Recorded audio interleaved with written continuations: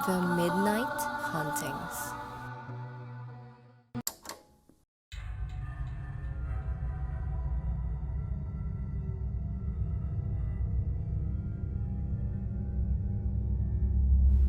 Magandang araw mga ka-midnight. Ako si Rex.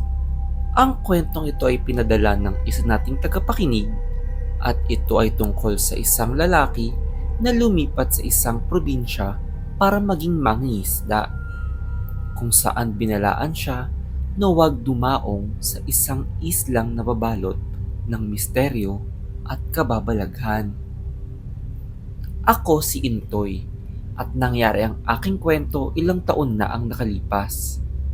Nag-umpisa ito nang manirahan ako sa may dalampasigan upang ako ay mamuhay ng tahimik malayo sa aking dating buhay. Isa sa mga unang napansin ko nung lumipat ako ay ang isla.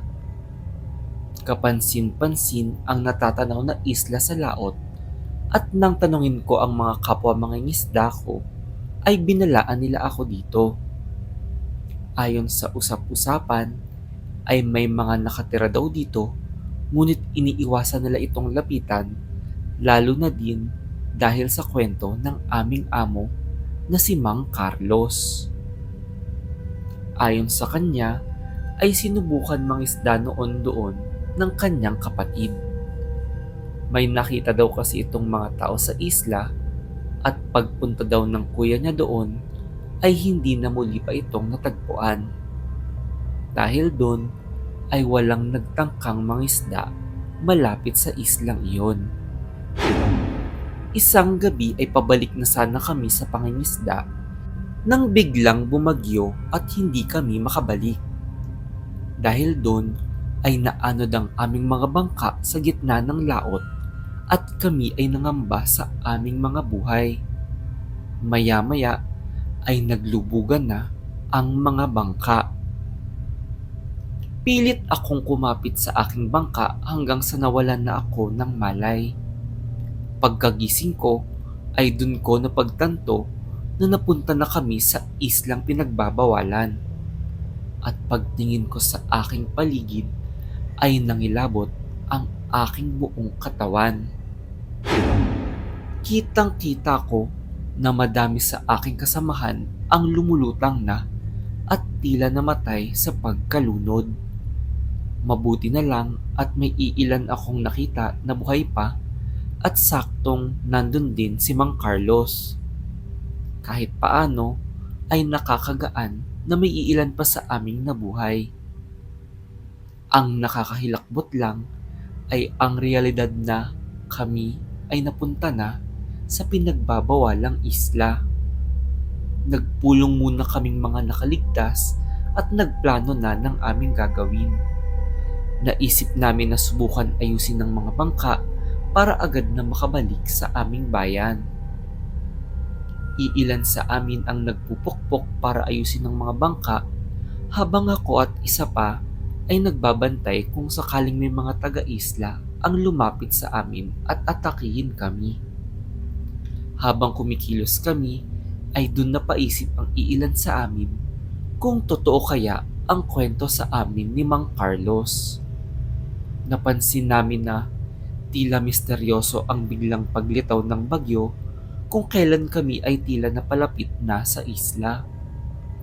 Pinaliwanag ni Mang Carlos na nababalot ng salamangka ang isla at ang mga nakatira dito ay sinumpang hindi makaalis kahit kailan dahil sa kanilang mga kasalanan. Usap-usapan na ang sumpa daw ay dahil ang mga nakatira sa isla ay mga aswang at ang kanilang sala ay ang pagkain ng mga tao.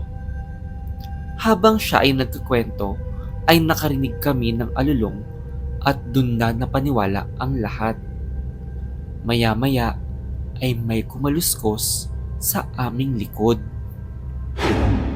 Biglang lumabas ang isang aswang at agad na inatake ang aking kasamahan na nagbabantay.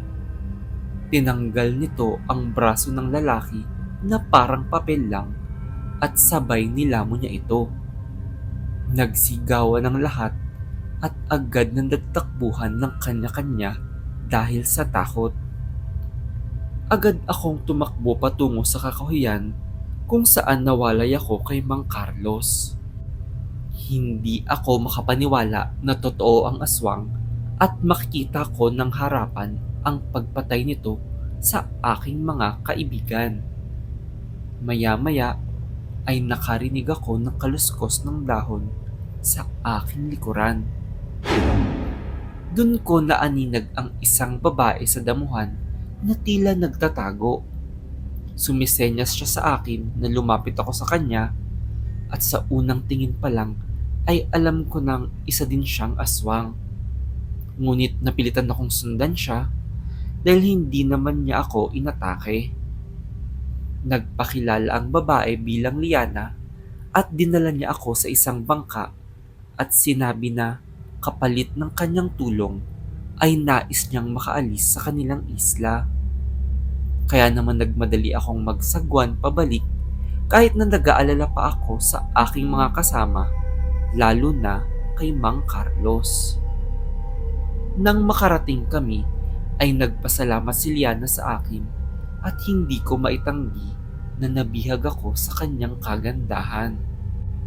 Habang nagsasagwan pa lang ay nagbahagi siya ng kanyang buhay sa isla kung saan hindi daw niya nais maging aswang at hindi siya nakakatikim pa ng laman ng tao. Ayon sa kanya, ay kailangan muna makatikim ng tao ang isang aswang bago ito tuluyang makapagbagong anyo. Dinala ko siya sa aking bahay at pinagpahinga muna doon habang ako ay humingi ng tulong sa mga kapitbahay para sa mga naiwan sa isla. Ngunit pagbalik ko ay nabalitaan kong may isang aswang di umano ang namataan na umaatake sa isa sa mga mangingisda.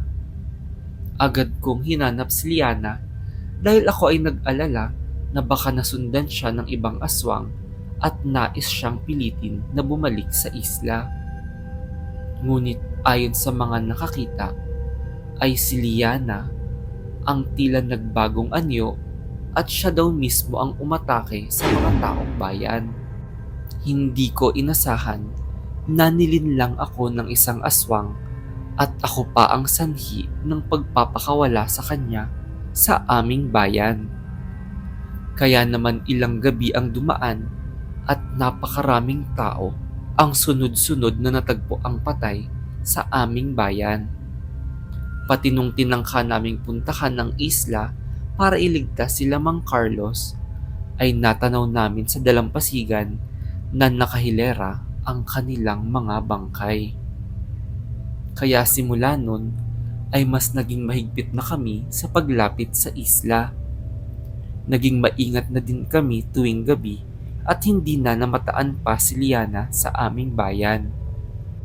Ilang taon na ang nakalipas at naging leksyon na sa akin na hindi basta-bastang magtiwala sa taong kakakilala ko pa lang. Natuto akong hindi basta maniwala sa kwentong kaawa-awa sa umpisa. Lalo na't ito ang paraan para malinlang ang ibang tao, kaya dapat ay maging mapangkilatis. At baka mabiktima din kayo ng pagkabighani sa isang babae na galing sa isla ng mga aswang.